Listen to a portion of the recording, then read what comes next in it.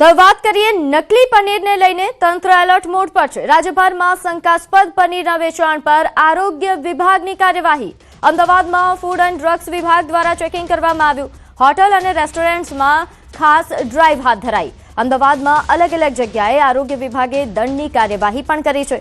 પનીરના વેચાણને લઈને રાજ્યભરની 347 પેઢીઓમાં તપાસ હાથ ધરાઈ। અંદાજે 615 કિલોગ્રામ શંકાસ્પદ પનીરના જથ્થાનો નાશ કરાયો છે। હવેથી મેન્યુ કાર્ડ અને બોર્ડ પર પનીર કે એનાલોગ લખવું એ ફરજિયાત છે।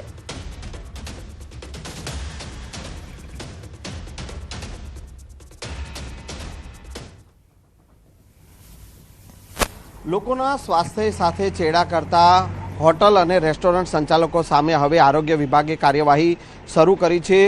તેઓ જે લોકોને કેવા પ્રકારનું પનીર ખવડાવે છે અને તેની જાણકારી તેઓએ હવે બોર્ડ ઉપર કે પછી તેમના મેનુ કાર્ડમાં મૂકવી પડશે અને તે ક્યાંક ને ક્યાંક એ રાખવામાં આવી રહી નથી અને તેને લઈને આરોગ્ય વિભાગ દ્વારા હવે કાર્યવાહી શરૂ કરવામાં આવી છે। અમદાવાદમાં અલગ અલગ જગ્યાએ રેસ્ટોરન્ટ અને હોટલ સંચાલકો છે ત્યાં દરોડા પાડવામાં આવ્યા હતા અને તેઓની સામે દંડની જે છે તે કાર્યવાહી કરવામાં આવી છે। રાજ્યભરમાંથી 615 કિલો જેટલો શંકાસ્પદ પનીરનો જથ્થો પણ જપ્ત કરવામાં આવ્યો છે।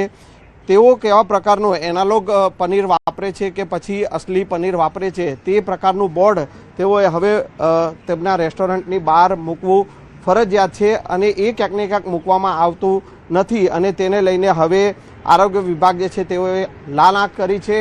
યુનિવર્સિટીનું આ રેક્ટોસ પિઝા છે કે તેની સામે પણ દંડની કાર્યવાહી કરવામાં આવી છે અને આવી અલગ અલગ જગ્યાએ ફૂડ એન્ડ ડ્રગ વિભાગ દ્વારા દરોડા પાડવામાં આવ્યા હતા અને તમામ જે 16 જેટલા જે રેસ્ટોરન્ટ અને હોટલ સંચાલકો છે તેઓની સામે દંડની કાર્યવાહી કરવામાં આવી છે। કેમેરામેન હિરેન શાહ સાથે સંજય ટાંક, ન્યૂઝ 18 ગુજરાતી, અમદાવાદ। હવે વાત સ્વરાજના સંગ્રામની।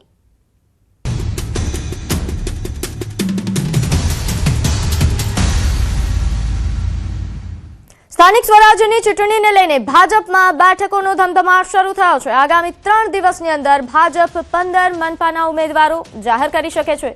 આથી આગામી 3 દિવસ ભાજપ ચૂંટણી સમિતિની બેઠક મળશે। ઝોન દીઠ બેઠકો અને ઉમેદવારોનું લિસ્ટ તૈયાર થઈ રહ્યું છે।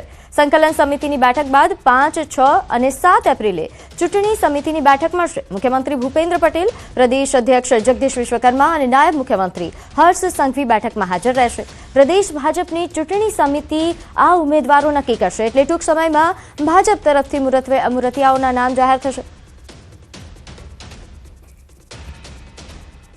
નોંધે છે કે સેન્સ પ્રક્રિયા હાથ ધરાઈ હતી। રાજ્યભરમાં સેન્સ પ્રક્રિયા હાથ ધરાઈ અને તે બાદ હવે જે દાવેદારી ઉમેદવારોએ નોંધાવી છે તેમના પર મંથન થઈ રહ્યું છે। ત્યારે હાલ કેવા પ્રકારની તૈયારીઓ અને આ બેઠક અંગે વધુ વિગત સાથે મારી સાથે સંવાદદાતા વિભુ લાઈવ જોડાઈ ગયા છે। વિભુ, સ્થાનિક સ્વરાજ્યની ચૂંટણીને લઈને મુરત્તિયાઓ પસંદ કરવામાં આવી રહ્યા છે। ભાજપ દ્વારા જે બેઠકોનું આયોજન કરવામાં આવ્યું છે, વિગતે માહિતી આપશો।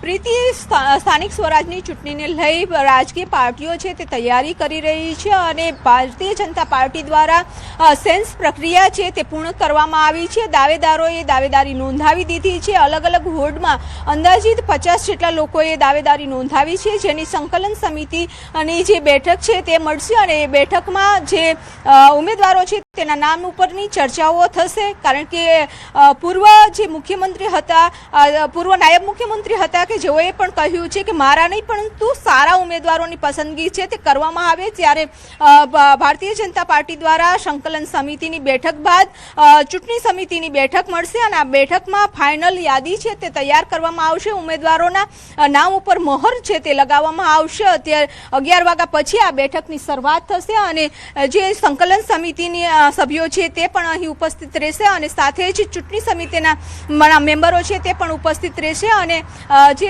નામ છે ઉમેદવારોના તેના ઉપરની ચર્ચાઓ છે તે કરવામાં આવશે અને ચર્ચા બાદ ફાઇનલ યાદી છે તે જાહેર કરવામાં આવશે। એટલે કે રાજકીય પક્ષો દ્વારા છે તે તૈયારીઓ શરૂ કરી દેવામાં આવી છે। સાથે જ હવે કાર્યાલયોનું ઓપનિંગ પણ કરી દેવામાં આવશે અને પ્રચાર પણ શરૂ કરી દેવામાં આવશે।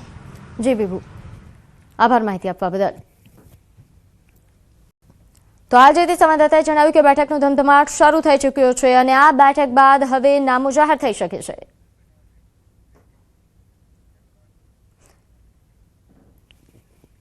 તો આ તરફ કોંગ્રેસ દ્વારા પણ તૈયારીઓ તેજ કરી દેવામાં આવી છે. અમદાવાદમાં કોંગ્રેસની મહત્વની બેઠક, જેમાં આજે કોંગ્રેસ પોતાના ઉમેદવારોની પ્રથમ યાદી જાહેર કરી શકે છે.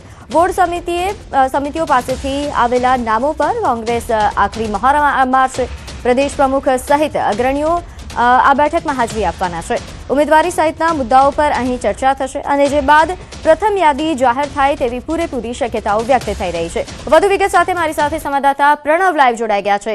પ્રણવ, કોંગ્રેસ તરફથી હાલ જે ચૂંટણીને લઈને તૈયારીઓ થઈ રહી છે, આજે પ્રથમ યાદી જાહેર થઈ શકે છે?